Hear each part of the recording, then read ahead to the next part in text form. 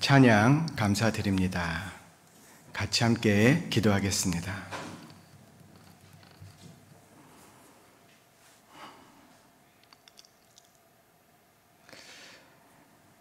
우주 만물을 창조하신 그 크신 하나님께서 벌레만도 못한 우리를 위하여 십자가에 못 박혀 돌아가시고 벌레만도 못한 이 세상에 오셔서 그 모든 것을 이루어 주셨습니다.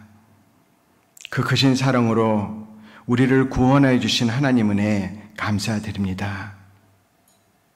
구원받고 나서도 죄 가운데 살아가는 우리인데 주님의 거룩한 교회 가운데 불러주시고 우리를 훈계하시고 양육하여 주시는 하나님의 은혜 감사드립니다. 코로나19 시대에 혹 주님이 오신다 할지라도 후회함이 없는 그런 우리의 인생이 될 수 있도록 도와주시고 인도하여 주시옵소서. 오늘 말씀을 통해서 우리를 훈계하여 주시고 오늘 전해지는 말씀을 듣는 각 사람의 마음판에 깊이 새겨질 수 있도록 도와주시옵소서. 하나님의 말씀을 듣고 깨달았기에 구원받은 우리입니다. 오늘 전해지는 말씀을 통해서도 우리 김포교회 식구들 주님의 말씀을 깨닫고 신앙생활할 수 있는 능력이 더해지는 성령이 충만한 시간이 될 수 있도록 도와주시고 인도하여 주시옵소서. 코로나19로 인해서 특별히 어려움을 겪고 있는 형제 자매님들 더 위로하여 주시고 주님의 능력이 함께 하심을 맛보고 주님의 은혜와 위로를 경험하는 귀한 시간이 될 수 있도록 도와주시고 인도하여 주시옵소서. 코로나19의 전염병이 직접적으로 우리에게 해를 가지 않을 수 있도록 주님 특별히 도와주시고 또한 인도하여 주시옵소서. 이 어려운 시기에도 주님의 복음의 말씀을 들고 세계 각처에 나가 있는 우리 선교사님들과 그 가족 또 우리 형제 자매님들 지켜주시고 인도하여 주시옵소서. 오늘의 모든 시간 주님께 의지합니다. 우리 구주 예수님 이름으로 감사하며 기도드립니다. 아멘. 레위기 말씀 배우고 있습니다. 레위기 11장 9절 같이 찾아보겠습니다. 레위기 11장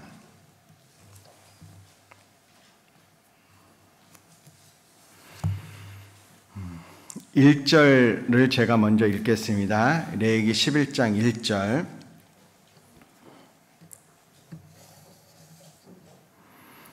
여호와께서 모세와 아론에게 고하여 그들에게 이르시되 이스라엘 자손에게 고하여 이르라. 육지 모든 짐승 중 너희의 먹을 만한 생물은 이러하니. 9절입니다. 물에 있는 모든 것 중 너희의 먹을 만한 것은 이것이니 무릇 강과 바다와 다른 물에 있는 것 중에 지느러미와 비늘 있는 것은 너희가 먹되 물은 물에서 동하는 것과 물은 물에서 사는 것 곧 무릇 강과 바다에 있는 것으로서 지느러미와 비늘 없는 것은 너희에게 가증한 것이라. 이들은 너희에게 가증한 것이니 너희는 그 고기를 먹지 말고 그 주검을 가증히 여기라. 수중 생물의 지느러미와 비늘 없는 것은 너희에게 가증하니라. 9절 말씀 같이 읽겠습니다. 물에 있는 모든 것 중 너희의 먹을 만한 것은 이것이니 무릇 강과 바다와 다른 물에 있는 것 중에 지느러미와 비늘 있는 것은 너희가 먹되. 어제 서구청 쪽에서 연락이 왔고요. 그래서 갑작스럽게 이제 모일 수 있겠다라는 생각이 들어서 2교구와 4교구 오실 수 있다라고 말씀드렸는데 이제 갑작스러운 연락이기 때문에 못 오신 분도 많으리라 생각합니다. 그렇지만 우리가 모이기를 힘쓰라라고 하신 주님의 말씀처럼 모이기를 패하는 어떤 사람들의 습관처럼 지금 우리 시대가 그렇잖아요. 그럴 때 더욱 모이기를 힘써야 될 겁니다. 자, 코로나19 시대잖아요. 코로나19 시대에 신앙생활을 하기가 너무 힘들죠. 근데 자, 몸도 마음도 신앙도 건강하게 신앙생활 할 수 있는 방법이 있다면 얼마나 좋을까? 자, 몸도 건강하고 마음도 건강하고 또 신앙도 건강하게 살아갈 수 있는 방법. 사실 답을 생각해 보면 너무나도 뻔합니다. 몸이 약하면 잘 먹고, 그렇죠. 운동도 하고, 그렇게 잘 자고 하면 되잖아요. 그리고 정신적으로, 사회적으로 건강하게 살아야 되는데, 그러기 위해서는 스트레스를 덜 받아야 되잖아요. 맞죠? 정말 우리가 살아가면서 스트레스 없이 살아간다면, 따라서 몸도 건강하게 될 겁니다. 그러면요, 어떻게 스트레스 받지 않을 수 있을까? 이 세상 가운데.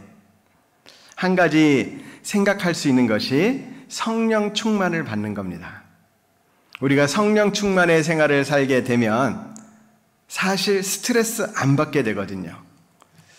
성경 말씀에 보면 성령 충만과 술 충만은 비슷하잖아요. 제가 잠언 23장 말씀을 이렇게 쭉 읽으면서 이제 구원받고 나서 얼마 안 됐을 때, 그 잠언 23장에 나오는 술에 대한 말씀이 제가 경험했던 거하고 똑같더라고요.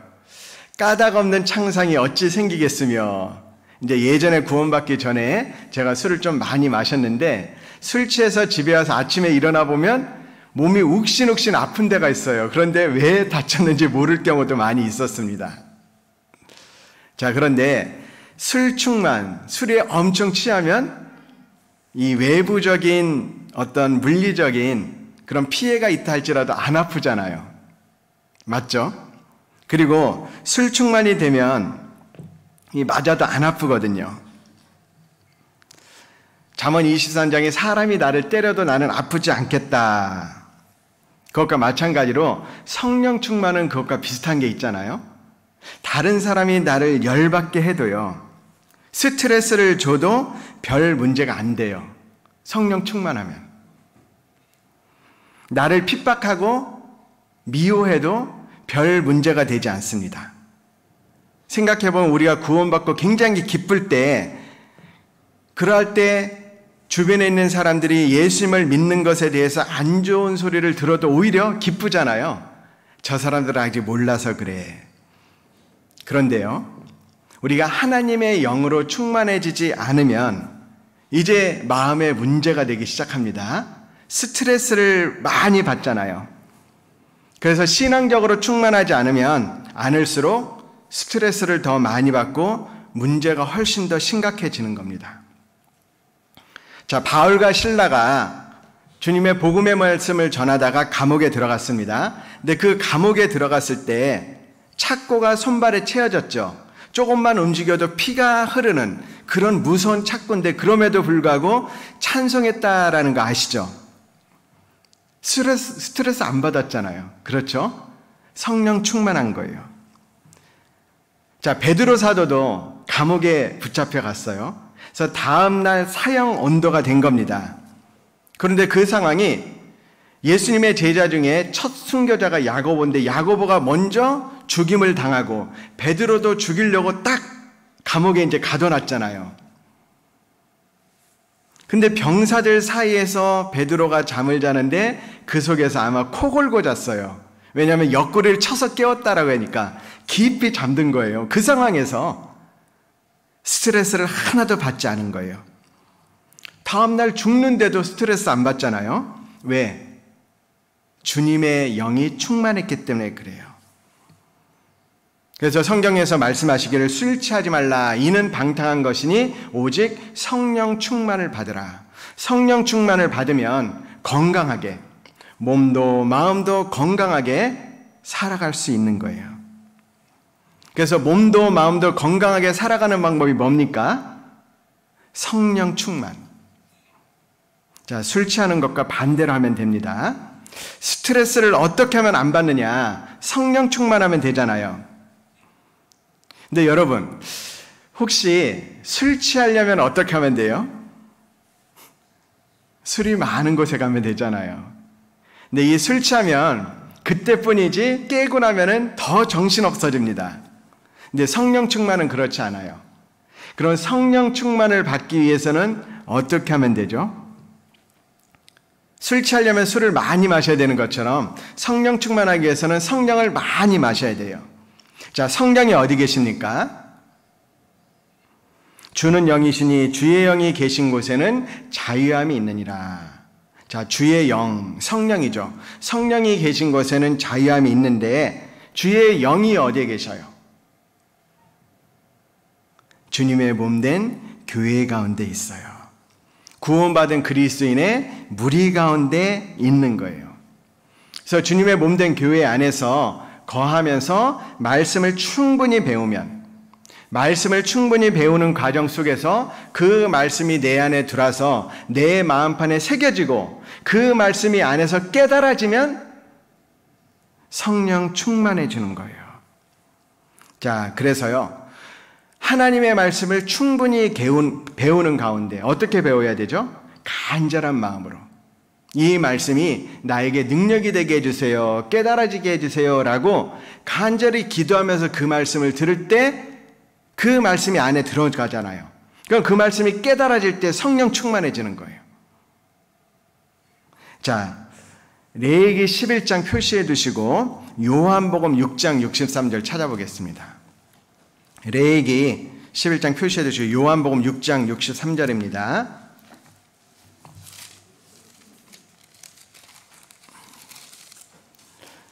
이게 굉장히 중요한 말씀이거든요.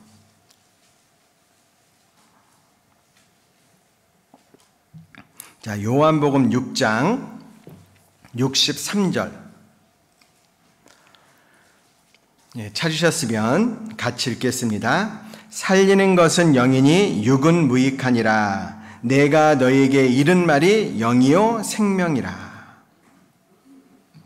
자, 살리는 것은 영이니 육은 무익하다. 내가 너에게 이른 말이 영이요 생명이다. 자, 하나님의 영이 우리 안에 이미 계시죠. 근데 그 영이 충만해지는 것, 그래서 생명이 넘치게 하는 것이 뭐냐면 바로 하나님의 말씀이에요. 자, 말씀이 전해지면서 그 말씀이 갈 때 주님의 영도 같이 간다. 그러니까 말씀을 충분히 들어야만, 하나님의 말씀이 우리 속에 풍성히 거해야만 충만한 것이 시작되는 거예요. 그래서 우리가 해야 될 것은 뭐냐면 예수님의 첫 번째 이적이 물이 변하여 포도주 되게 하셨는데, 물이 변하여 포도주 되게 하실 때 그 항아리에 물을 아구까지 채웠더라. 그 물은 하나님의 말씀입니다. 말씀이 풍성해질 때 주님의 기적이 일어나고 역사가 일어나고 성령 충만이 되는 거예요. 그럼 반대로 스트레스 많이 받으려면 어떻게 하면 되죠? 성경 말씀 안 들으면 돼요. 딴짓하면 돼요. 땅에만 쳐다보고 좌우만 살펴보고 세상만 바라보고 하늘을 보지 않으면 스트레스 받게 돼 있는 거예요. 자, 그 성령 충만의 방법을 오늘 레위기 11장을 중심으로 한번 살펴보겠습니다. 오늘 이 물고기, 자, 정한 물고기의 교훈 가운데 성령 충만해지는 시간이 되길 바랍니다. 물고기잖아요. 이 물고기를 보면 굉장합니다. 일본의 NHK 방송이 있는데 거기에서 우리나라 말로 이제 날치라는 물고기 있잖아요. 이 날치라는 물고기가 제가 갖고 있는 영상도 있는데요. 굉장히 오랜 시간 바다에서 탁 뛰어가지고 오랜 시간 날아가요. 몇십 초를 날아갑니다. 그런데 이 날치가 날아가는 게 영상에 찍혔는데 세계 기록을 경신했대요. 얼마큼 날아갔냐면 45초. 45초 동안 날아가는 거예요. 이게 물고기예요, 새예요. 그게 NHK 방송에 나오더라고요. 기존의 세계 기록은 42초였는데 그걸 3초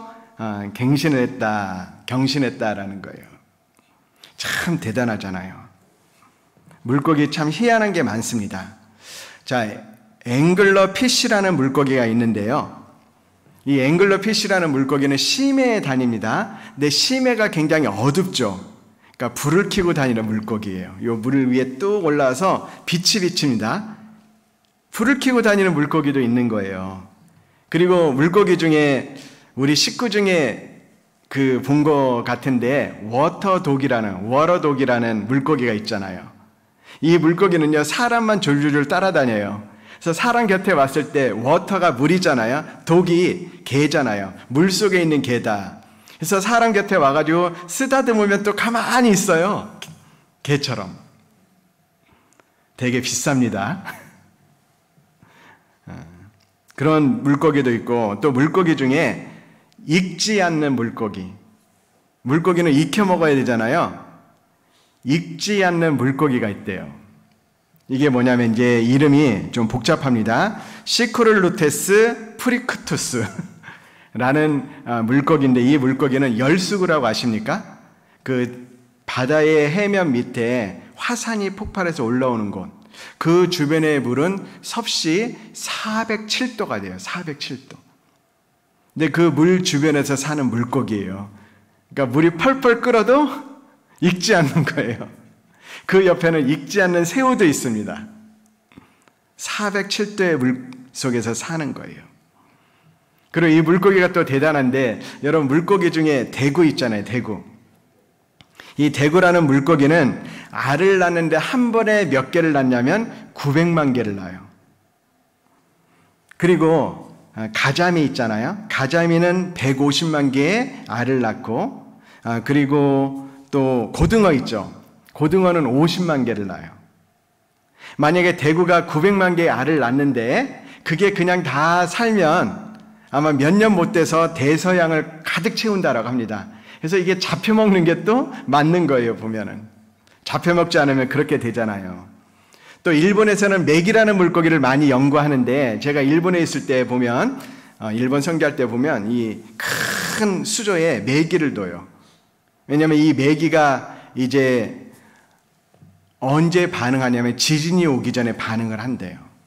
그래서 일본에 지진이 많기 때문에 지진에 대한 연구로 메기라는 물고기를 또 이렇게 사용하기도 합니다. 근데 오늘 아침에 제가 찾아봤는데 영상 가운데 물고기 중에 낚시하는 물고기 아세요? 참 신기하더라고요. 심해에 사는 물고기인데 이 물고기는 동작이 느려가지고요. 그래서 막 다리로 걸어 다녀요, 물고기가. 근데 이 촉수가 이렇게 나와서 그 위에 미끼 같은 게 있더라고요. 그래서 지나가는 물고기를 유혹하는데, 그것을 보고 물고기가 싹 지나가니까 지나가는 물고기를 잡아먹는데 그 속도가 0.06초래요. 참 여러 가지 물고기들이 있는데, 그 물고기를 통해서도 우리는 창조주 하나님의 능력을 보잖아요. 근데 성경에 보면 이 물고기가 이 초대교회 보면 그리스도인의 상징이었습니다. 자, 물고기가 헬라 말로 익투스라고 하는데, 그 로마의 핍박을 받았던 초대교회 많은 형제 자매님들은 로마 지하의 카타콤이라는 동굴을 파서 거기에 숨어 지냈잖아요. 그런데 이제 집회가 있거나 말씀이 전해진 때가 있으면 물고기의 그림을 그려서 물고기의 그 앞머리를 따라가면 집회 장소로 가도록 그렇게 인도가 되었고, 또 한 사람이 이제 모래 위에다가 땅에다가 이렇게 물고기의 반쪽을 그리는 거예요. 반쪽을. 그러면 또 반대로 이렇게 딱 다른 사람이 그리면 서로 그리스도인이구나라고 확인하는 데도 사용이 되었습니다. 왜 물고기가 사용되었을까 여러 가지 생각을 하는데, 주로 제자들의 직업이 어부가 많았잖아요. 그래서 물고기를 사용했나라는 생각도 듭니다. 근데 진짜 이유가 있어요. 자, 헬라어로 물고기가 익투스라고 말씀드렸잖아요. 익투스. 이 익투스는 그 앞머리를 이렇게 딴 건데, 제가 헬라어로 찾아보니까 예수스 크리스토스 데오 휘오스 소테르 모르셔도 됩니다. 그 앞글자를 따서 붙이면 그게 익투스예요. 그 뜻이 뭐냐면, 베드로 사도의 신앙 고백 있죠. 주는 그리스도시요 하나님의 아들이요 살아계신 하나님의 아들이다라고 고백했던 그 말의 앞글자를 따서 붙이니까 익투스, 그래서 물고기가 되는 겁니다. 그래서 이 그리스도인의 상징이 물고기잖아요. 지금도 가끔 이렇게 운전하다 보면 앞차의 트렁크나 뒷면에 물고기를 딱 그리고 거기에 그리스, 헬라어가 써져 있잖아요. 그게 익투스예요. 자, 그리스도인의 상징입니다. 그런데 우리가 물고기를 보고 그런 모습만 보는 것이 아니고 이 물고기를 통해서 하나님께서 우리 그리스도인에게 주시는 많은 그런 교훈들이 있습니다. 그걸 한번 살펴보려고 그래요. 세상에서 제일 빠른 물고기 혹시 뭔지 아세요? 제일 빠른 물고기. 청새치라는 물고기예요. 그래서 이 청새치라는 물고기를 낚시를 해가지고 딱 걸고 나서 그리고 나서 이제 청새치가 도망가는 거 릴줄을 풀어가지고 속도를 쟀습니다. 물속에 헤엄쳐서 가는데 몇 킬로 나왔을까요? 시속 130km. 대단하잖아요. 그것처럼 우리도 힘차게 신앙생활을 해야 되는 거예요. 자, 물고기처럼. 그럼 어떤 물고기? 자, 레위기 11장 돌아가겠습니다. 11장 9절에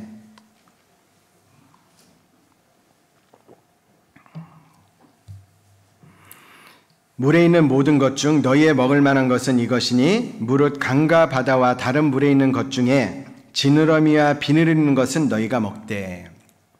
자, 정한 물고기, 하나님 앞에 먹을 수 있는 정한 생물 중에 물고기는 두 가지의 조건이 있어야 먹을 수 있는 거예요. 바로 비늘이 있어야 되고 그리고 지느러미가 있어야 된다. 자, 지느러미와 비늘 있는 것은 너희가 먹되. 자, 보통 물고기를 보면 지느러미가 있잖아요. 지느러미. 자, 좌우에 지느러미가 있고 가운데 등줄기에 지느러미가 있고 또 어디에 있죠? 꼬리에 지느러미도 있잖아요. 좌우의 지느러미는 좌우로 치우치지 말고 균형을 잡아라. 그리고 등 지느러미는 방향을 가리키고 꼬리 지느러미는 추진력을 나타내는 겁니다. 우리가 주님을 위해서 살아야 된다. 주님을 향해서 나아가야 된다. 세상 가운데 기울으면 안 된다. 우리가 달려가야 될 목표를 분명히 해야 된다라는 것을 물고기의 지느러미에서 배웁니다. 우리 중에 누구든지 자기를 위하여 사는 자가 없고 자기를 위하여 죽는 자도 없나니 우리가 살아도 주를 위하여 살고 죽어도 주를 위하여 죽는다. 목표를 분명히 해야 됩니다. 왜 사냐고 묻거든 그냥 웃지만 말고요. 주님을 위해서 산다 라고 마음에 꽉 박혀야 돼요. 지난주에 정한 짐승에 대해서 말씀을 드렸죠. 교회에 구별돼서 나와서 하나님의 말씀을 늘 묵상해야 된다. 근데 그 묵상해 주는 말씀에 대해서 물고기와 새와 곤충을 통해서 주시는 거예요. 그러니까 어떤 말씀을 묵상해야 되느냐? 먼저는 물고기에 대한 말씀을 묵상해야 돼요. 자, 빌립보서 말씀 찾아보겠습니다. 빌립보서 3장 13절.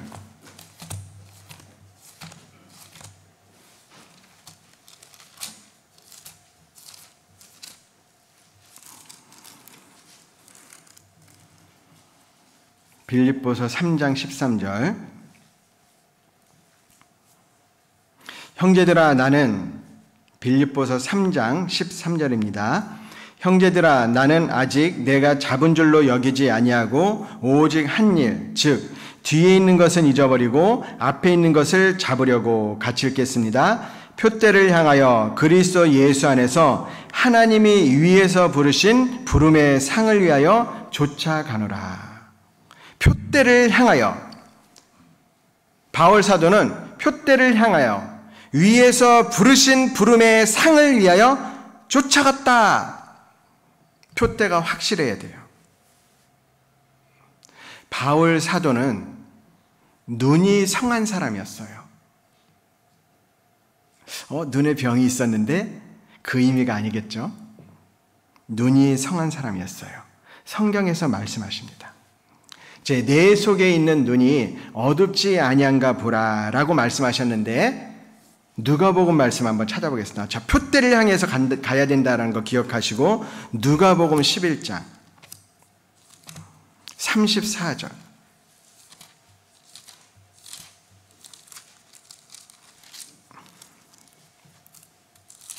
누가복음 11장 34절, 신약 113쪽입니다. 누가복음 11장 34절에 내 몸의 등불은 눈이라. 내 눈이 성하면 온몸이 밝을 것이요 만일 나쁘면 내 몸도 어두우리라. 그러므로 내 속에 있는 빛이 어둡지 아니한가 보라. 자, 내 온몸이 밝아 조금 더 어두운 데가 없으면 등불의 광선이 너를 비출 때와 같이 온전히 밝으리라 하시니라. 여기에 보면 내 몸의 등불은 눈이라. 내 눈이 성하면이라고 되어 있잖아요. 요 성하면, 그게 번호가 있죠. 그 성경 밑에 나나주가 있습니다. 저는 1번이라고 써 있는데 그 나나주에 보면 성하면이 무슨 뜻이에요? 순전하면이라고 되어 있잖아요. 자, 순전하다라는 것. 순전하다라는 것. 이 몸의 등불은 눈이잖아요. 눈이 성하면 온몸이 밝을 것이다. 만일 나쁘면 내 몸도 어두우리라. 눈이 나빠지면, 눈이 캄캄해지면 자기도 어두워지고 주변도 어두워지잖아요. 그래서 그것과 마찬가지로 내 속에 있는 빛이 어두운가 아니한가 보라. 이거는 육신의 눈이 있는 것처럼 영혼의 눈이 있다라는 거예요. 근데 그 눈이 성하면, 자, 성하면이 순전하면이잖아요. 헬라말로 순전하면, 자, 순전하면이 영어로 말하면 싱글이다라는 거예요. 싱글, 하나다라는 거죠. 그러니까 내 눈이 성하면을 더 쉬운 번역으로 하면 내 눈이 순전하면, 하나면, 즉 섞인 것이 없으면, 오로지 하나. 이것은 눈이 한 곳으로 딱 초점이, 포커스가 맞춰져 있는 거예요. 그러니까 한 곳만 바라보니까 순전한 겁니다. 영적으로 마음속에 하나만 생각해야 되는 거예요. 내가 살아도 주를 위하여 살고 죽어도 주를 위하여 죽나니, 목표가 뚜렷하고 한쪽으로 딱 고정되어 있는 모습, 그게 눈이 성하면. 여러분, 목표가 확실해야 돼요.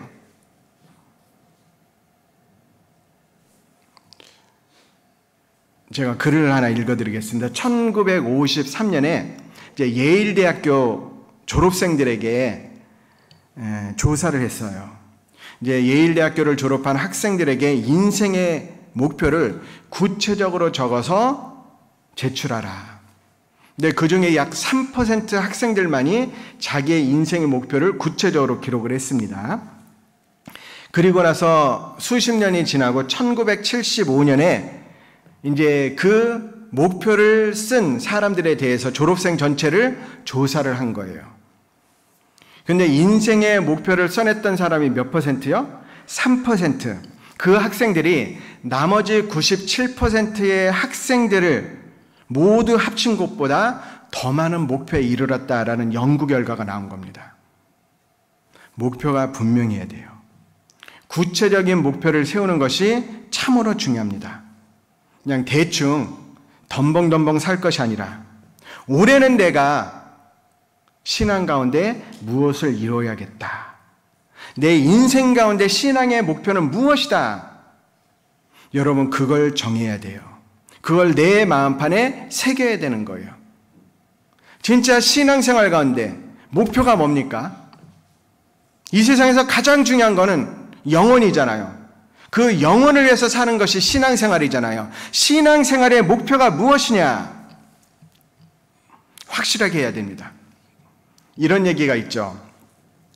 여우는 많은 것을 알지만 고슴도치는 하나만 안다. 들어보셨어요?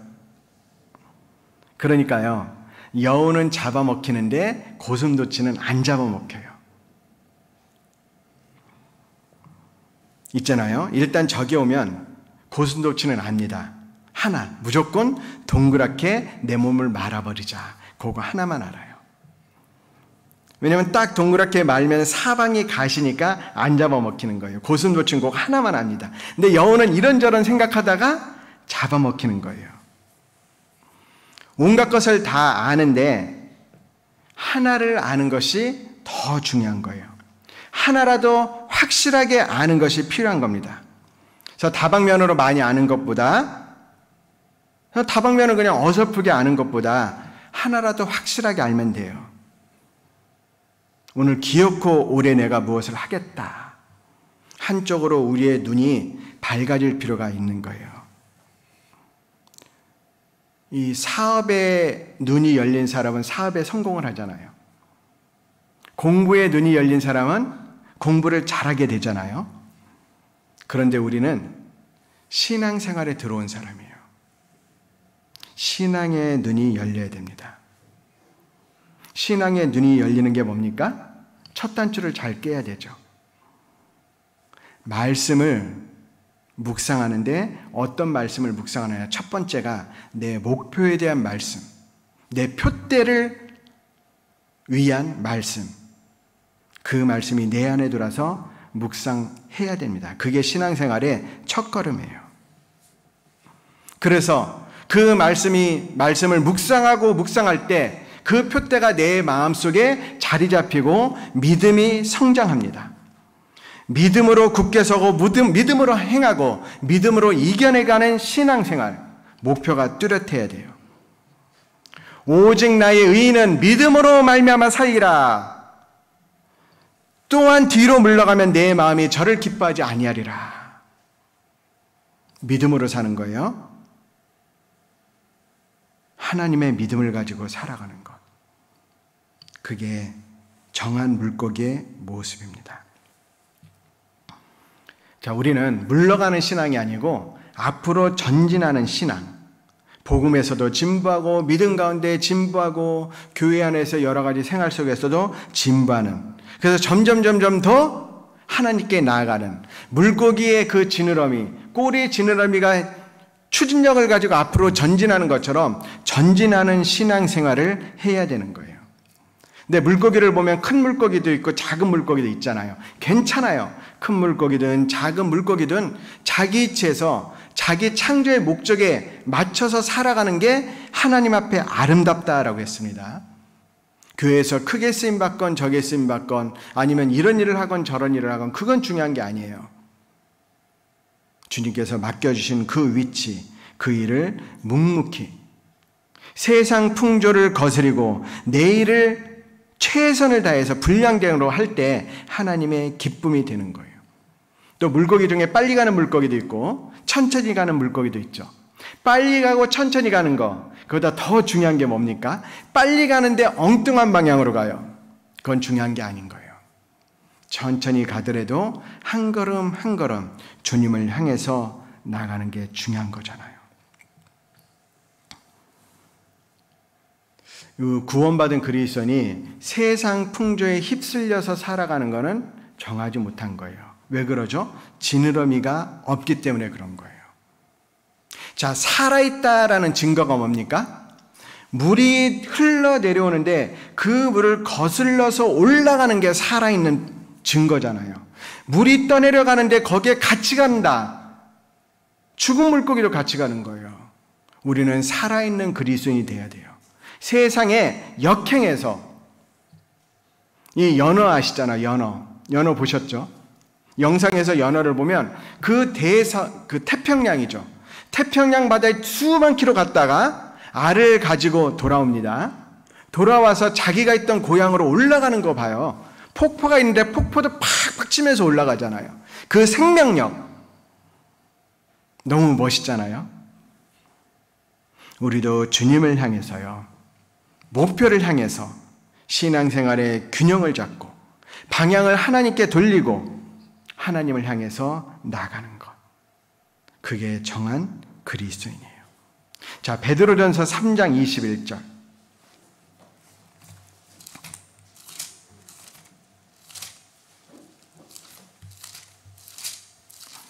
베드로전서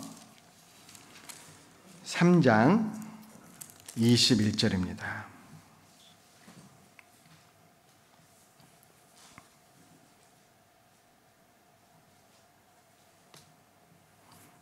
베드로전서 3장 21절 같이 읽겠습니다. 물은 예수 그리스도의 부활하심으로 말미암아 이제 너희를 구원하는 편이 곧 세례라. 육체의 더러운 것을 제하여 버림이 아니요 오직 선한 양심이 하나님을 향하여 찾아가는 것이라. 자, 이 말씀을 보면 우리가 침례를 받는 목적이 나오죠. 침례를 받는 것은 침례를 받아서 우리가 구원을 받는 것이 아니고, 자, 구원받은 이후에 우리가 하나님께 해야 될 첫 번째 순종이 침례잖아요.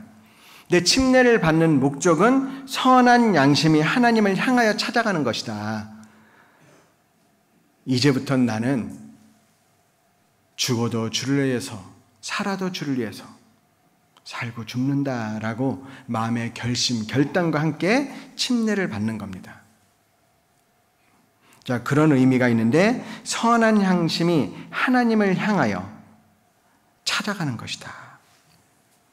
하나님을 향하여 찾아가기 위해서는요, 첫 번째, 물고기의 양쪽 지느러미처럼 균형을 잡고, 등 지느러미처럼 방향을 잡고, 그리고 꼬리 지느러미처럼 전진하는 신앙생활이 되어야 되는 거예요. 구원을 받았다라고 하면서 방향을 하나님께 향하지 않고 세상적으로 툭 기울어져 있고 신앙적인 진보가 없다, 합당하지 않은 겁니다. 살아있는 물고기가 물을 거슬러 올라가는 것처럼 우리는 하나님을 향해서 이 세상과 등지고 하나님을 향해서 올라가는 거예요. 살아있는 것과 죽은 것의 차이가 무엇인지 생각해야 됩니다. 구원을 받았다고 하면서도 이 세상의 풍조를 따라 산다면 이 사람은 부정한 사람이에요. 사도 바울이 울면서 간증하죠. 여러 사람들이 그리스도의 십자가의 원수로 행하느니라. 구원받지 않은 사람만 십자가의 원수로 행하는 것이 아니고 구원받은 그리스도인데 세상과 휩쓸려서 살아간다면 그리스도의 원수가 되는 거예요. 십자가의 원수로 행한다. 실제 악한 죄를 짓는 것만이 아니라 땅의 일, 그 세상 일만 생각하는 것을 말합니다. 세상에서의 부귀영화만은 생각한다면 그 사람은 십자가의 원수로 향하는 거예요. 자, 표대를 향해서 나가야 됩니다. 예수님 곧 재림하신다. 재림하시면 이 천한 몸이 예수님의 귀한 몸처럼 변화가 된다. 조금 있으면 나를 너무나도 사랑하시는 그 주님을 만난다라는 소망을 가지고 있는 사람은 정한 물고기예요. 자, 그래서요, 이 모든 일에 전심전력해서 나가야 됩니다. 그러니까 하나님의 말씀을 들으면서 내 표대를 세우고 실제로 그쪽으로 향해서 나가는 것, 그게 정한 물고기의 첫 번째 조건이 되는 거예요. 두 번째 조건이 뭐죠? 정한 물고기의 두 번째 조건. 자, 다 알지만 레위기 11장 돌아가겠습니다. 11장 9절에 물에 있는 모든 것 중 너희의 먹을 만한 것은 이것이니 무릇 강과 바다 다른 물에 있는 것 중에 지느러미와 비늘 있는 것은 너희가 먹되. 지느러미가 있어야 되잖아요. 두 번째가 비늘인데, 자, 지느러미에 대해서 조금 더 말씀을 드릴게요. 자, 지느러미.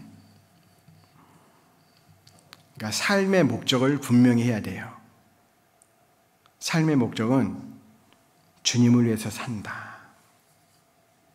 나의 소속을 분명히 해야 됩니다. 나는 주님의 것이다. 너희 몸은 너희가 하나님께로부터 받은 바 너희 가운데 계신 성령의 전인 줄을 알지 못하느냐? 너희는 너희의 것이 아니라 값으로 산 것이 되었으니 그런즉 너희 몸으로 하나님께 영광을 돌리라. 나는 주님의 것이에요. 그러니까 나의 주인은 주님이잖아요. 그러니까 주님 따라 살아가야 돼요. 내 몸을 하나님이 기뻐하시는 거룩한 산제사로 드리는 것, 그게 우리의 삶의 목적이 되어야 됩니다. 그리고 삶의 목표는 주님을 닮아가는 삶, 내 안에 계신 주님이 나타나게 하는 그 삶, 내 삶 속에 주님이 나타나는 방법이 뭔지 아세요? 생활 속에 회개를 해야 되는 거예요. 죄에 대한 회개. 그러면서 우리 고백할 수밖에 없잖아요. 내가 정말 나의 죄를 이길 수 있는 힘이 있을까요? 회개 기도를 하다 보면 더욱더 그게 안 된다라는 것. 회개 기도를 하는데 반복적인 회개 기도를 하잖아요. 그렇지 않아요? 그게 결국 무엇을 나타냅니까? 나는 안 된다. 그래서 내 안에 계신 주님이 나타나기를 간절히 원하는 그런 과정이 있어야 되죠. 주님을 닮아가기 위해서는 내가 죽어야 돼요. 그리고 삶의 방법, 바로 성령을 따라가는 거예요. 성령을 따라 사는 것. 성령을 따라 사는 방법이 뭐예요? 처음에 말씀드렸죠? 주의 영이 계신 곳에는 자유함이 있느니라. 내가 너에게 이른 말이 영이고 생명이다. 바로 하나님의 말씀을 따라 사는 거예요.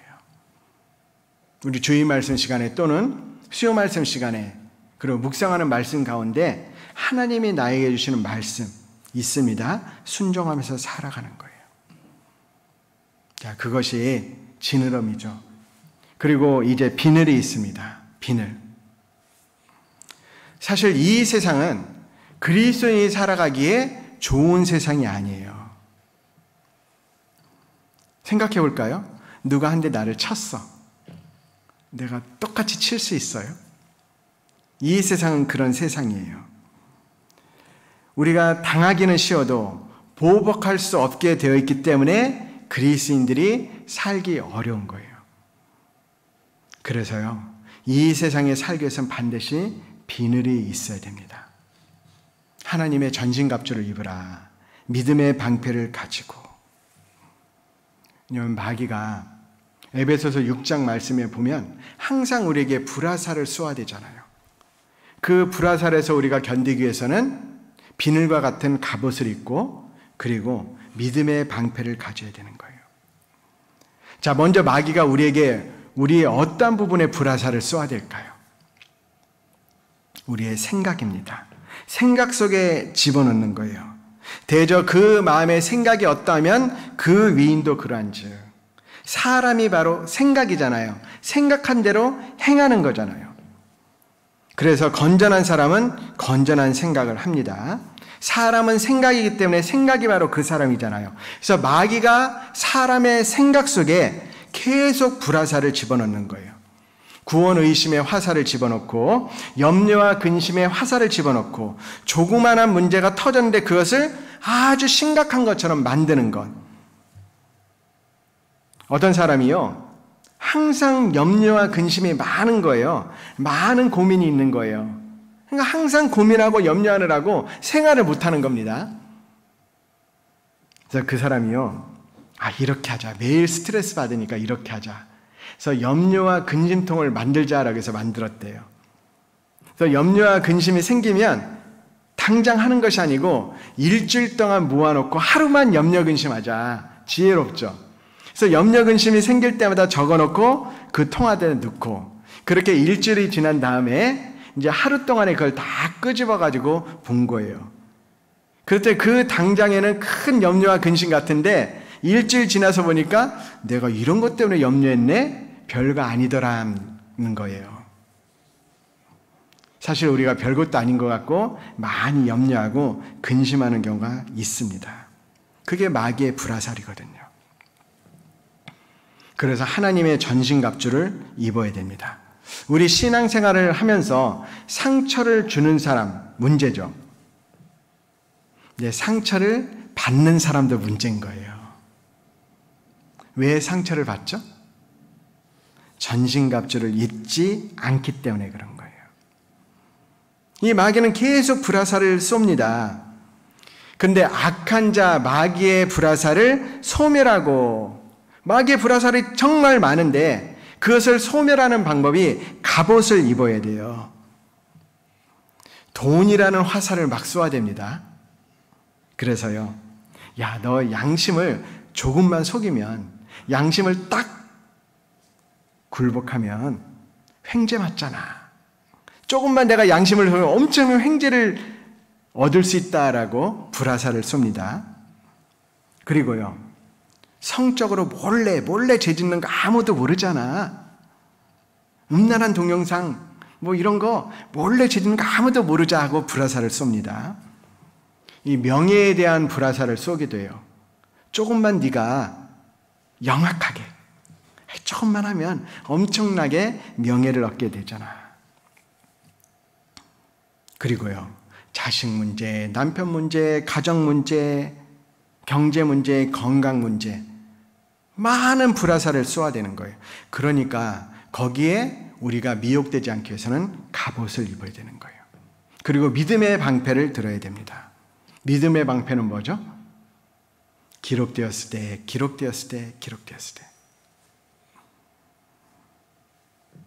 이 세상의 육신의 정욕과 안목의 정욕과 이생의 자랑을 막는 것은 마태복음 4장에 기록되었을 때, 기록되었을 때, 기록되었을 때 하나님의 말씀을 갑옷으로 삼아야 돼요.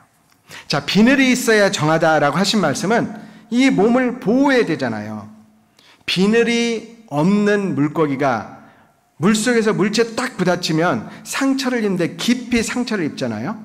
근데 비늘이 있으면 물체에 부닥쳐도 상처를 잘 안 입잖아요. 이 비늘은 악한 세상의 영향을 받지 않고 자기 생명을 보호하는 능력이 되는 겁니다. 하나님의 믿음의 전신갑주를 입어야 되는 거예요. 그게 정한 물고기인 거예요. 그래서 구원받고 신앙생활하는 가운데 이 비늘을 입지 않으면 안 되는 거예요. 갑옷을 입어라. 마귀의 불화살에 영향을 받지 않으려면 갑옷을 입어라. 우리가 이 바다라는 세상 가운데 살아가고 있어요. 거듭난 그리스도인은 정한 물고기와 같습니다. 정한 물고기로 살아가야 돼요. 비늘이 있는 물고기와 비늘이 없는 물고기는 다르잖아요, 분명히. 비늘이 있는 물고기는 수중 바다의 압력을, 바다의 위험을 견디면서 살아가는 거예요. 자, 고린도후서 4장 8절.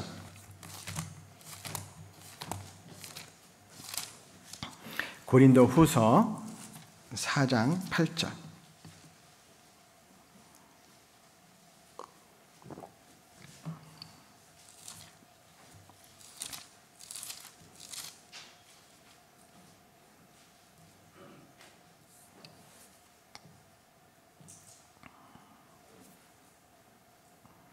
팔 절 9절 같이 읽겠습니다.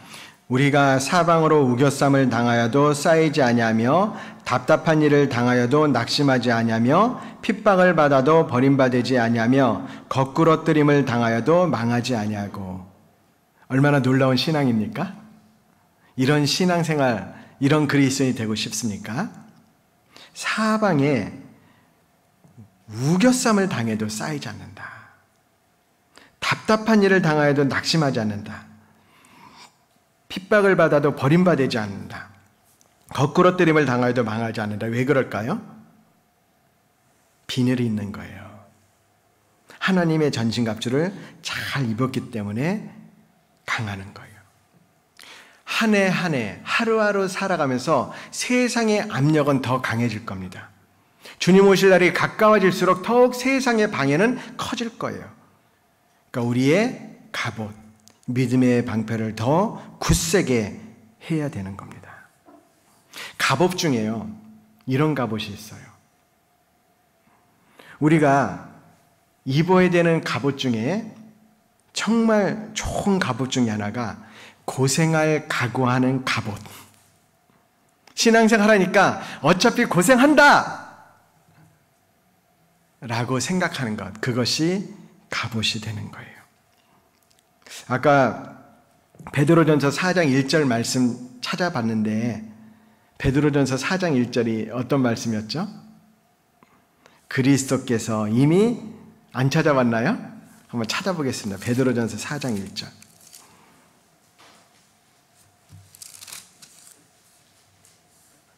(4장 1절)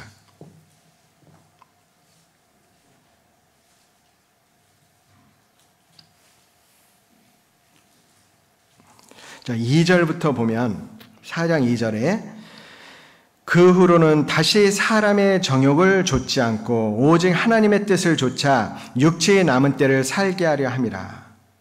사람의 정욕을 좇지 않고요, 하나님의 뜻을 좇아 육체의 남은 때를 살게 하기 위해서 하나님이 무엇을 하셨느냐? 바로 그게 고난이다라는 거. 1절에 보면 같이 읽겠습니다. 그리스도께서 이미 육체의 고난을 받으셨으니 너희도 같은 마음으로 갑옷을 삼으라. 이는 육체의 고난을 받은 자가 죄를 그쳤음이니. 육체의 고난. 육체의 고난을 받는다. 고생할 각오를 하는 거예요. 이게 좋은 갑옷이 됩니다. 그런데 놀라운 게 있어요. 이 베드로전서 4장 1절 말씀 너무나도 놀라운 거거든요. 이미 육체의 고난을 받으셨으니. 누구의 육체의 갑옷을, 육체의 고난을 받으신 거예요? 나의 육체의 고난을 이미 받으셨어요. 시편 말씀에 날마다 우리의 짐을 지시는 주님, 히브리서에 체휼하시는 주님, 이미 주님이 지셨다. 이 괴로움을 다 담당하셨다.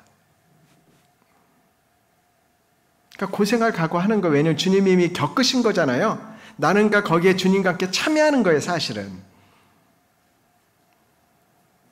여기에 대한 말씀은 차후에 계속 드릴 건데요. 내가 받은 것 이미 주님이 받으신 것을 내가 참여하는 거예요. 그게 우리의 육체의 갑옷이다. 그러니까 고생할 각오를 하는 거죠. 자, 고난을 받기를 각오하는 사람은, 고생을 각오하는 사람은요, 갑옷을 입은 것과 마찬가지예요. 고생하기를 각오한 사람은 나에 대해서 뭐 이런 얘기 저런 얘기를 한다 할지라도 별 문제가 되지 않습니다. 주님을 위해서 내가 죽겠다라고 각오한 사람은 많은 어려움 속에 별 문제가 되는 게 아니에요. 자, 그런 갑옷이 있고, 그리고 진짜 입어야 될 갑옷 자세하게 해주신 말씀이 있죠. 자, 하나님의 전신갑주를 입어라. 자, 에베소서 말씀 찾겠습니다. 에베소서 6장 10절입니다.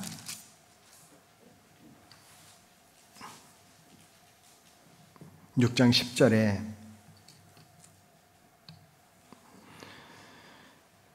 종말로 너희가 주 안에서와 그 힘의 능력으로 강건하여 지고 마귀의 계계를 능히 대적하기 위하여 하나님의 전신 갑주를 입으라. 우리의 씨름은 혈과 육에 대한 것이 아니요 정사와 권세와 이 어둠의 세상 주관자들과 하늘에 있는 악의 영들에게 대함이라. 그러므로 하나님의 전신 갑주를 취하라. 이는 악한 날에 너희가 능히 대적하고 모든 일을 행하는 위에 서기 위함이라. 자, 14절부터 17절까지 같이 읽겠습니다. 그런즉 서서 진리로 너희 허리띠를 띠고 의의 흉배를 붙이고 평안의 복음에 예비한 것으로 신을 신고 모든 것 위에 믿음의 방패를 가지고 이로써 능히 악한 자의 모든 화전을 소멸하고 구원의 투구와 성령의 검 곧 하나님의 말씀을 가지라. 전신갑주, 갑옷과 마찬가지예요. 그래서 옛날에 우리 전쟁할 때 옛날 장수들이 입는 갑옷은 꼭 물고기의 비늘처럼 그렇게 만들었잖아요. 하나님의 섭리가 있습니다. 자, 방어하기 위해서는 전신갑주를 입고 공격하기 위해서는 하나님의 검, 성령의 검, 하나님의 말씀을 가지라. 사실이요, 하나님의 말씀을 우리가 묵상하면서 먼저 갑옷을 입어야 되는 거예요. 그래서 묵상해야 될 말씀이 첫 번째, 진리의 띠다라고 되어 있잖아요. 진리의 띠, 허리띠를 말하는 거죠. 우리의 힘이 어디에 있습니까? 사람의 힘은 허리에 있잖아요. 마찬가지로 우리의 힘은 진리에 있는 거예요. 마귀의 무기는 거짓이고 우리의 무기는 진리가 되는 겁니다. 우리는 진리를 거스려 아무것도 할 수 없고 오직 진리를 위할 뿐이다 라는 말씀처럼 이 영화 같은 걸 보면 옷이 펄럭이는데 그것을 붙잡는 게 이 허리띠잖아요. 항상 무언가 우리가 진리를 사모하는 마음이 없으면, 말씀을 근거해서 진리에 대해서 얻지 못하면 전쟁에 나갈 수 없습니다. 우리가 주님을 위해서 죽기도 하고 살기도 하겠다, 먼저 그의 나라와 그의 의를 위해서 살아야겠다라는 각오가 없다면 전투에 나갈 수가 없어요. 정말 내가 기가 막히게 웅덩이에 빠져있는데 거기서 주님께서 나를 건지셨잖아요. 그러하게 우리의 남은 인생은 주님을 닮아가고 주님의 복음을 위해서 살아가는 것, 그것이 우리가 진리가 되어야 되는 거예요. 은혜의 복음을 전하는 것이 나의 사명이다라는 것. 여러분, 사명이 없으면 살아갈 수 없어요. 우리는 남아있는 인생, 우리의 수명이 남아서 살아있는 것이 아니고 사명이 남아있기 때문에 사는 거잖아요. 내 심장이 뛰는 이유가 주님이 뛰게 하시는 건데 우리의 사명을 이루라고. 여러분, 입맛이 없으면 뭘로 먹는다고요? 입맛이 없으면 밥맛으로 먹잖아요. 밥맛이 없으면 사명 맛으로 살아야 되는 거예요. 사명 맛으로 먹어야 되는 거예요. 사명, 그렇게 중요한 겁니다. 그래서 내가 무엇을 위해 사는 것인지, 진리의 허리띠를 반드시 매야 되고, 그리고요, 두 번째가 뭡니까? 의의 흉배를 붙이고. 의의 흉배. 자, 흉배는 뭐죠? 가슴을 막는 게 흉배잖아요. 마귀의 공격을 막는 무기로서 가슴에 붙이는 흉배, 그게 우리의 의가 돼야 돼요. 믿음과 착한 양심을 가지라. 하나님의 거룩한 율법에 원칙으로 해서 살아가는 의. 내가 정말 의에 줄이고 내 삶에 조그만 죄라도 들어오면 그것 때문에 괴로워하는, 그것이 의의 흉배를 붙이는 거예요. 조금의 죄도 용납해서는 안 된다라는 간절한 마음. 혹시 음심을 조금이라도 품고 사는 것은 괜찮다라고 생각하십니까? 형제자매님들을 조금이라도 미워하는 것 별것 아니다라고 생각하십니까? 거짓말하는 것에 대해서 전혀 양심이 찔리지 않습니까? 조그마한 죄라도 용납하고 있다면 우리는 의의 흉배를 붙이고 있지 않은 거예요. 의에 줄이고 목마른 마음, 우리의 삶에 조금도 죄가 들어오지 않기를 간절히 바라는 마음. 신앙생활의 큰 문제점 중에 하나가 조그만 죄는 용납한다라는 거예요. 근데 이 죄는 자꾸 커지잖아요. 장성합니다. 작아 보일 때 용납하면 안 되는 거예요. 처음부터 마귀는 큰 죄를 지으라고 하는 게 아니잖아요. 교제는 나가는데 말씀은 꼭 다 들어야 돼. 몇 번 빠져도 되지? 좀 쉬면서 들어. 기도를 하긴 하는데 뭐 집중해서 해. 그냥 형식적으로 해도 돼. 이런 식으로 조금씩 용납하다 보면 말씀도 안 들어오고 기도도 안 되고요. 그러니까 조그만 죄라도 용납하면 안 돼요. 작은 죄라도 괴로워해야 돼요. 우리가 매일매일의 회개 기도를 하지 않으면 이 죄가 점점 커지는 겁니다. 왜 의의 흉배라고 했을까요? 가슴에 뭐가 있어야 됩니까? 주님을 향해서, 주님을 위해서 살겠노라는 뜨거운 열정이 있어야 돼요. 뜨거운 마음이 있어야 돼요. 그걸 지켜야 되는데 죄는 차갑게 하는 성질이 있는 거예요. 우리의 뜨거운 마음을 차갑게 하는 겁니다, 죄가. 그래서 의의 흉배를 붙여야 돼요. 작은 죄라도 용납하면 안 됩니다. 그리고 그 다음에 평안의 복음의 신이다라고. 평안의 복음에 예비한 것으로 신을 신고. 누가복음 비유의 말씀에 보면 다 탕자가 되어서 나간 둘째 아들이 돌아왔을 때 그 아비가 신을 신겼다라고 돼 있어요. 평안의 복음에 예비한 것으로 신을 신고, 왜 신으로 표현했을까? 신은 행동을 나타내잖아요. 움직이는 거잖아요. 복음을 전하는 것은 말로만 되는 것이 아니다. 실제 행동이 있어야 된다.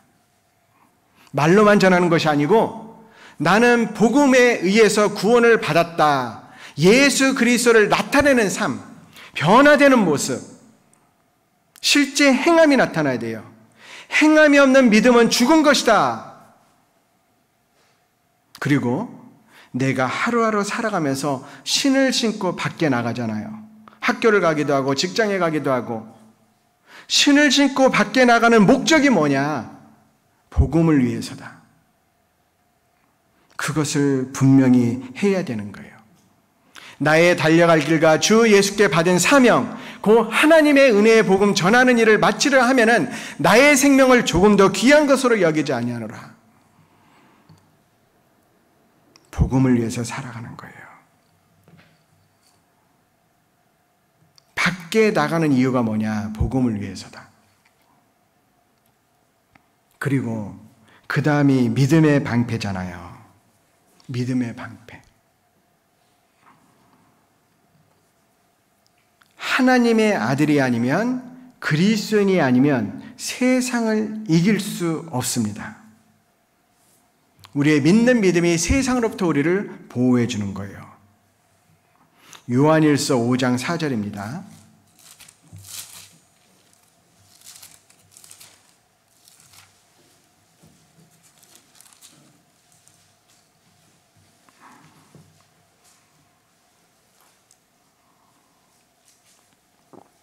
요한일서 5장 4절.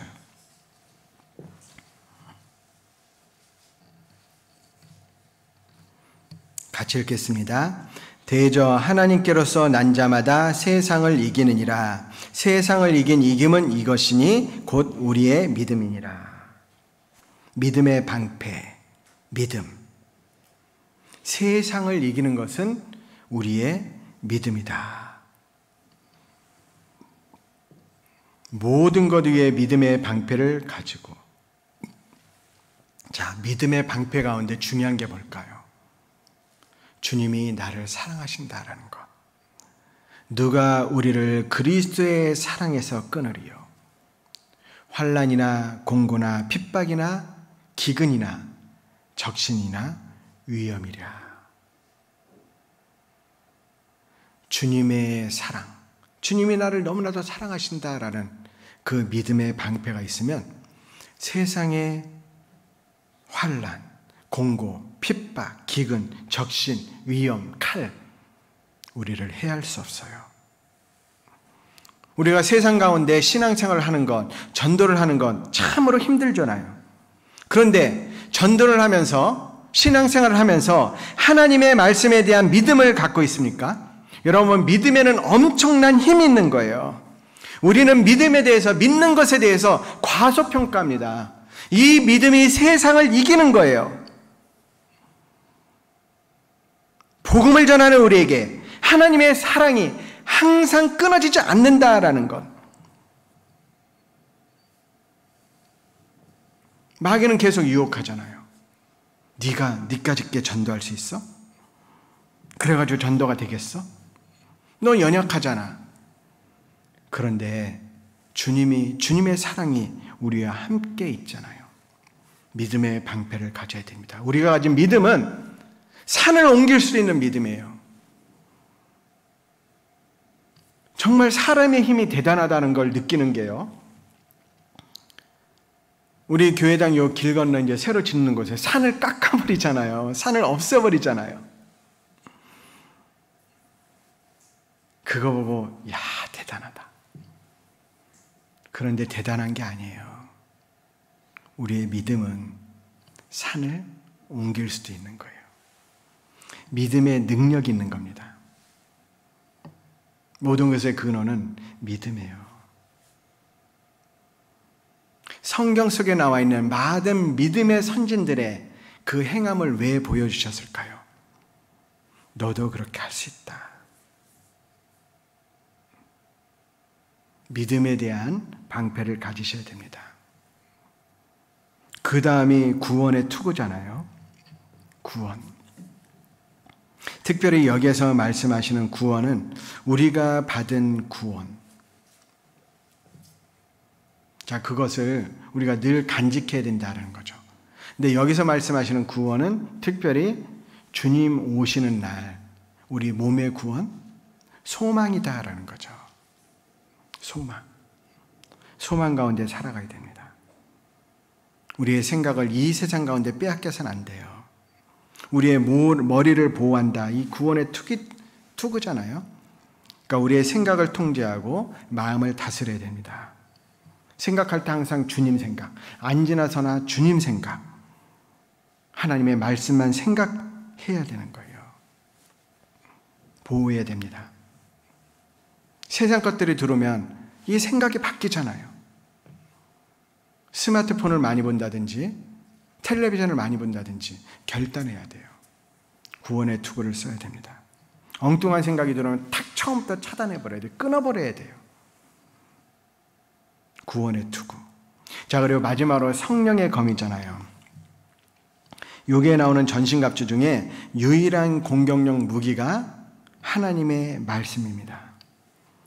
자, 말씀이 없는 곳에는 성령이 역사를 하지 못해요. 이 장군이 멋진 칼을 쫙 들고 있는 것처럼 하나님께서 성령의 검을 가지고 우리와 같이 싸워주셔요. 그래서 마귀를 싸워 이길 수 있습니다. 성령의 검, 곧 하나님의 말씀을 가지라. 자, 사도행전 20장 29절.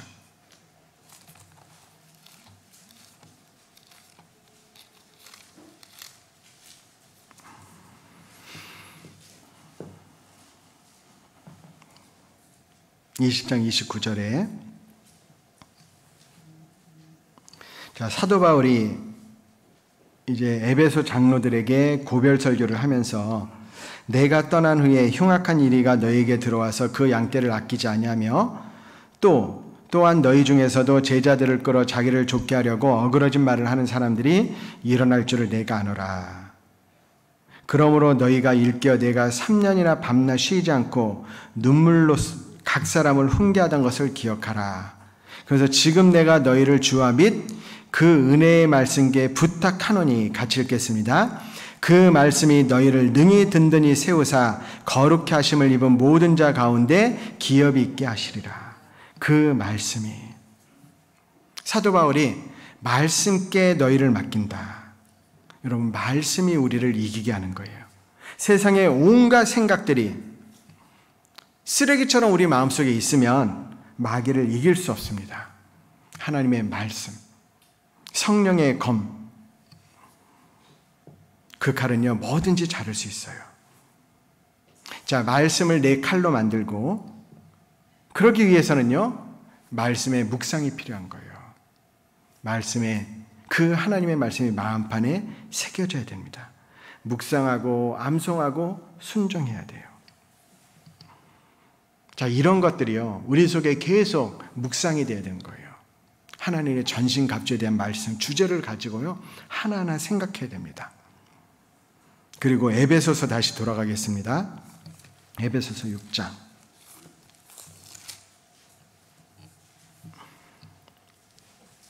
18절.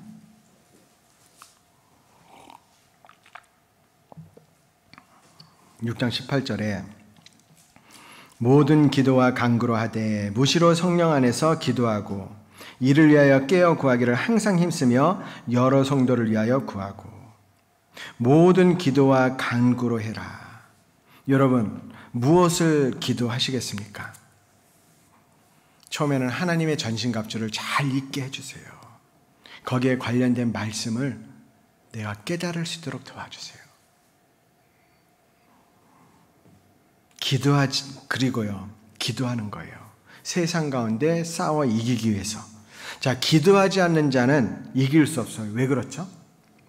힘의 순서가 있잖아요. 내가 있는 나보다 센 게 마귀거든요. 그러니까 나는 마귀를 이길 수 없어. 그런데 하나님은 마귀보다 세잖아요. 하나님께 도움을 청해야만 이길 수 있다. 그래서 기도해야 됩니다. 자, 그런데 하나님의 이 전신갑주의 특징이 있어요. 존 버년이 기록한 철로 역정이라는 책 가운데 그 크리스찬, 주인공이 크리스찬인데 크리스찬이 군장을 입고 앞으로 나가잖아요. 근데 특징이 있죠. 이 군장이 보면 앞에만 있고 뒤에는 비어 있어요. 혼자 가다가 앞으로 가는데 마귀가 뒤에서 공격하면 영락없이 패하는 겁니다. 왜 그럴까? 마귀와의 싸움은 결코 혼자 싸울 수 없다. 함께 해야 된다. 우리 그리스도인은 혼자서 신앙생활할 수 없어요. 함께 해야 되는 거예요. 그리고 뒤에가 비어 있으니까 양옆으로 나가면 안 된다라는 거예요. 앞으로 전진해야 됩니다. 또 뒤돌아서서 물러서면 안 돼요. 뒤로 물러가 침륜에 빠질 자가 아니요 오직 전진 또 전진만이 있는 겁니다. 그리고 마귀와의 싸움에 있어서 중요한 것은 또 하나의 방법이 피하는 거죠. 내가 청년의 정욕을 피하고 주를 깨끗한 마음으로 부르는 자들과 함께 믿음과 사랑과 화평을 좇으라. 피하는 것. 요셉 보세요. 그 엄청난 유혹이 왔을 때 도망가는 거 보세요. 피하는 거예요. 내가 방 안에 있으면서 맨날 스마트폰만 하고 PC 게임만 한다. 피해야 되죠? 어떻게 하죠? 컴퓨터를 다른 사람들이 다 있는 곳에 꺼내놓고 방 안에서는 스마트폰 안 한다라고 딱 정해놓고 어쨌든 피할 수 있는 방법을 찾아야 돼요. 안 그러면 마귀의 밥이 되는 겁니다. 그걸 나 혼자 싸울 수 없으니까 도움을 청해야 돼요. 내가 정말 이길 수 없는 정욕들이 있잖아요. 말을 해서 부끄러움이 되지 않는다면 꺼내놓고 기도 부탁도 하고 함께 도와주세요라고. 그리고 아까 고난이 우리의 갑옷이 된다. 고난을 즐겨하는 마음이 있어야 되는 거예요. 고난 가운데 하나님의 말씀을 깨닫게 되는 거예요. 그리고 또 바쁘게 살아야 됩니다. 바쁜 꿀벌에게는 슬퍼할 겨를이 없다. 우리가 왜 죄를 짓죠? 한간 거예요. 한간 겁니다. 그러니까 죄를 많이 짓잖아요. 그러니까 바쁘게 살아야 돼요. 어떻게 해서든지 간에 시간을 아끼면서요. 그러면서 열심히 달려가야 돼요. 자, 그리고 하나님의 전신갑주가 있는데 마귀가 우리를 공격하잖아요. 마귀가 절대 못 들어가는 마을이 있어요. 마귀는 모든 세상의 모든 마을에 다 들어가는데 마귀가 절대 침범하지 못하는 마을이 있어요. 그 마을의 이름 아세요? 그 마을이 감사 마을이에요. 감사. 이래도 감사, 저래도 감사, 어려운 일이 있어도 감사, 고난이 있어도 감사. 그럼 마귀가 들어가지 못해요. 범사에 감사라. 그리스도인들이 범사에 감사하고 살면 마귀요 침범하지 못해요. 정말 우리는 항상 감사할 수 있잖아요. 물고기 얘기가 나와서 제가 생각을 하는데 몇 번 말씀드린 것 중에 대왕고래 있잖아요. 그 대왕고래가 엄청 큽니다. 우리 대강당 아까 전화해서 여쭤보려고 했는데 이 끝에서 저 끝까지가 길이가 몇 미터 정도 되죠, 집사님? 요 끝에서 저기 끝까지 34m. 대왕고래 길이가 30m예요. 한 마리의 길이가 여기서 저 끝까지. 그 큰 대왕고래 엄청 크잖아요. 이 혀가 코끼리만 하고 심장이 자동차만 하고 그리고 꼬리가 비행기 날개만 하고 어떤 혈관은 사람이 헤엄칠 수도 있고 그 큰 대왕고래도 하나님이 돌보시잖아요. 우리는 당연히 돌봐주시는 거예요. 신앙생활에 문제가 생기는 것 중에 하나가 두 주인을 섬기기 때문에 하나만 생각해야 되죠. 한 사람이 두 주인을 섬기지 못할 것이니 혹 이를 미워하며 저를 사랑하거나 혹 이를 중히 여기며 저를 경히 여김이라. 너희가 하나님과 재물을 겸하여 섬길 수 없다. 하나만 생각하고요. 그리고 나머지는 다 주님께 맡기는 것. 그러므로 내가 너에게 이르노니 목숨을 위하여 무엇을 입을까, 무엇을 마실까, 무엇을 먹을까 염려하지 마라. 몸을 위하여 무엇을 먹을까 염려하지 말라. 자, 음식보다 이 몸이 더 중요한 것처럼 몸이 의복보다 중요하지 아니하냐. 공중의 새를 보라. 심지도 않고 거두지도 않고 창고에 모아 들이지도 아니하되 너희 천부께서 기르시다니 너희는 이것들보다 더 중하지 아니하냐, 더 귀하지 아니하냐. 너희 중에 누가 염려함으로 그 키를 한 자나 더할 수 있느냐? 또 너희가 어찌 의복을 위하여 염려하느냐? 들의 백합화를 보라. 그 백합화가 어떻게 자라는가 생각하여 보라. 수고도 아니하고 길쌈도 아니하느니라. 그러나 내가 너희에게 말하노니 솔로몬의 모든 영광으로도 입은 것이 이 꽃 하나만 갖지 못하였느니라. 오늘 있다가 내일 아궁이에 떨어지는 던지오는 들풀도 하나님이 이렇게 입히시거든 하물며 너희일까 보냐 믿음이 적은 자들아.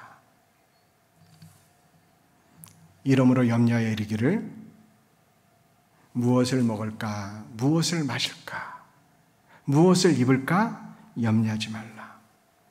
이는 다 이방인들이 구하는 것이요 너희 천부께서 이 모든 것이 너에게 있어야 할 줄을 아시느니라. 그 다음 말씀 같이 암송해 보겠습니다. 너희는 먼저 그의 나라와 그의 의를 구하라. 그러면 이 모든 것을 너에게 더하시리라. 은혜잖아요. 그렇게 하나님이 모든 것을 챙겨주시는데 감사할 수밖에 없잖아요. 그리고 이렇게 귀한 말씀이 전해지는 주님의 몸된 교회 가운데 있게 하신 것도 감사하잖아요. 이 세상에서 가장 행복한 사람이 누굽니까? 구원받고 주님의 몸된 교회 가운데 있는 내가 이 세상에서 가장 행복한 사람이에요. 이스라엘이여 너는 행복한 자로다. 여호와의 구원을 너같이 얻은 백성이 누구뇨? 그는 너를 돕는 방패시오 너의 영광의 칼이시로다. 내 대적이 내게 복종하리니 내가 그들의 높은 곳을 밟으리로다. 이스라엘이여 너는 행복자로다. 나는 여호와의 보시기에 존귀한 자라. 나의 하나님이 나의 힘이 되셨도다. 그 크신 하나님이 돌보시는 그 사람이 나잖아요. 우리는 하나님께 마땅히 감사해야 돼요. 감사라는 갑옷이 참으로 귀한 갑옷입니다. 천국이 얼마나 좋은지 볼 수 있다면, 지옥이 얼마나 끔찍한지 볼 수 있다면 우리는 더욱더 감사할 수 있고, 하루하루 살아가면서 날마다 우리의 짐을 지시는 주님, 하루하루 살아가면서 나를 돌보시고 인도하시는 그 주님, 구체적으로 생각한다면 감사가 넘칠 수밖에 없잖아요. 백성을 위하시는 주의 열성을 보면 부끄러워할 것이다. 묵상해 보세요. 감사할 거죠. 하나님이여 주의 생각이 내게 어찌 그리 많으신지요, 어찌 그리 보배로우신지요, 그 수가 어찌 그리 많은지요. 내가 세려갈지라도 그 수가 모래보다 많도소이다. 사실 하나님이 우리에게 해주시는 축복이 있는데 그 축복을 세어보지 않을 때 우리에게 신앙생활에 문제가 생기는 거예요. 받은 복을 세어보아라. 받은 복을 내가 알리라. 그 복을 세어보는 거예요. 그럼 은혜가 넘칠 겁니다. 오늘 불려주신 특송처럼 지금까지 지내온 것 주의 크신 은혜라. 한이 없는 주의 사랑 어찌 이루 말하랴. 자나깨나 주의 손이 항상 살펴주시고 모든 일을 주 안에서 형통하게 하신다. 하늘을 두루마리 삼고 바다를 먹물 삼아도 주님의 그 사랑 다 기록할 수 없다. 맞거든요. 우리가 감사할 수 없는 시간이나 상황은 전혀 없는 거예요. 이 감사라는 갑옷을 입어야 됩니다. 자, 감사라는 갑옷을 입게 되면 감사하면 불행한 상황도 달라지잖아요. 옛날에 매튜엘리 목사님 얘기했죠. 매튜엘리 목사님이 강도를 만나가지고 이제 있는 돈을 다 털린 거예요. 돈 내놔 해가지고. 근데 그 강도를 만난 다음에 매튜엘리 목사님이 감사했잖아요. 하나님께. 왜? 전에는 강도를 만난 적이 없어서 감사합니다. 있는 돈만 빼앗기고 목숨은 무사해서 감사합니다.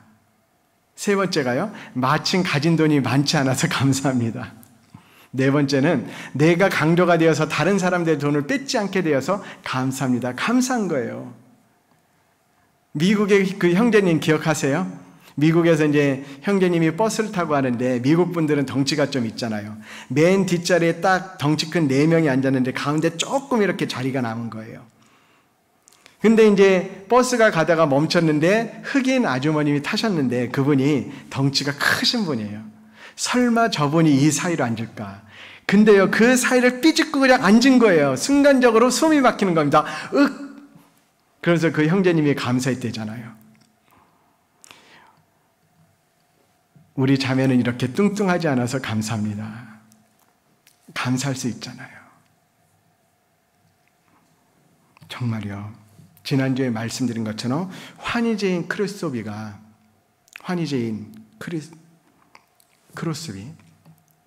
찬송시를 많이 지은 분, 소경이 된 게 감사되잖아요. 닉 부이치치, 두 손 두 발이 없는 그 사람, 얼마 전에 간증록을 쭉 봤는데 두 팔 두 다리가 없어서 감사하대요.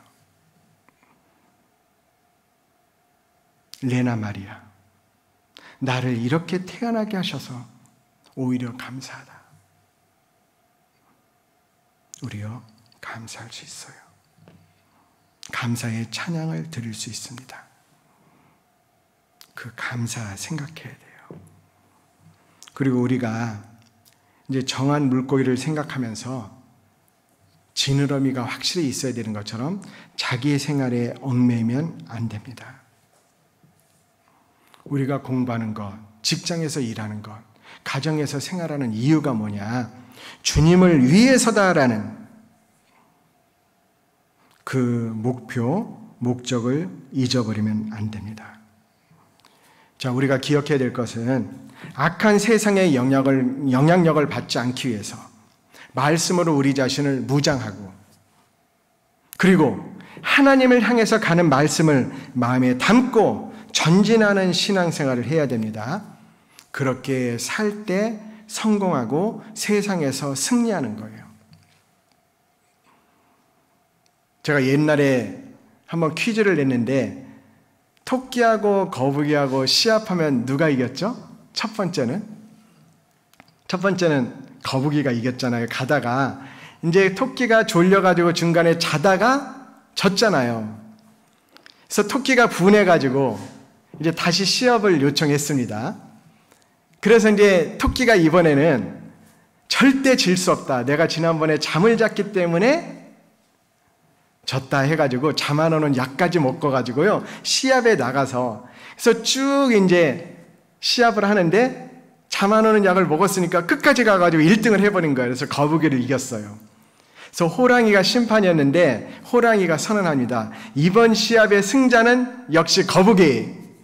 그랬더니 토끼가 제가 먼저 돌았잖아요. 왜 제가 패자입니까? 그러니까 호랑이가 뭐라고 했다고요? 너 약물 복용했잖아. 실격패를 한 거예요. 여기까지는 아마 많은 분들이 알 거예요. 자, 다시 물어볼게요. 거북이하고 토끼하고 시합을 하면 누가 이길까요? 네? 누가 이긴다고요? 경주를 하지 말아야 되죠. 토끼는 산에서 경주를 하자라고 할 거고, 거북이는 바다에서 경주하자라고 할 거예요. 산에서는 토끼가 빠르고 바다에서는 거북이가 빠른 거거든요. 서로의 영역이 다른 겁니다. 자기 위치가 있는 거예요. 신앙생활을 하면서 자기 위치를 지켜야 돼요. 자기 위치를 지킬 때 아름다운 거잖아요. 입은 코 밑에 있어야 아름다운 거잖아요. 이 입이 이마에 붙었다. 아름답지 못해. 징그럽잖아요. 남편은 남편의 역할, 부인은 부인의 역할, 자기의 위치에 있을 때 아름다운 거예요. 그 위치가 잘못되면 안 예뻐요. 징그러워요. 아내가 아내다울 때 제일 이쁜 겁니다. 자식은 자식다울 때 제일 예쁜 거예요. 자기 위치와 영역을 잘 지키는 것, 그게 아름다운 모습입니다. 마찬가지로 물고기는 물속에서 지느러미를 갖고 갑옷을 입을 때 가장 아름다운 거예요. 지느러미를 갖추고 갑옷을 입고 그리고 이 세상 가운데 살아가는 정한 물고기. 그 정한 물고기의 이름을 아십니까? 그 물고기의 이름은요, 김포 물고기예요. 자, 그럼 정한 물고기가 되어서 포기하지 않고 끝까지 주님을 향해서 힘차게 나아가는 우리 형제 자매들 되시기 바랍니다. 기도하겠습니다. 하나님 아버지 감사드립니다. 정한 물고기를 통해서 우리를 교훈하여 주시고 또 일깨워 주시고 새로운 힘을 주시는 것 감사드립니다. 오늘 배운 말씀처럼 정한 물고기처럼 주님을 향해서 나아가는 추진력을 갖고 성장하는 그런 지느러미를 가질 수 있도록 도와주시고 또 세상의 많은 어려움과 압력 가운데서 견딜 수 있는 갑옷을 든든히 입는 우리 형제 자매들 될 수 있도록 도와주시고 인도하여 주시옵소서. 또 다음 주부터 있는 사교고 전도 집회에 주님 함께하여 주셔서 많은 잃어진 영혼들이 구원받는 역사가 일어나는 집회가 될 수 있도록 도와주시고 이를 위해서 수고하시는 손길도 주님 또한 함께하여 주시옵소서. 남아있는 시간 주님께 의지합니다. 언제나 우리를 사랑하시는 우리 구주 예수님 이름으로 기도드립니다. 아멘.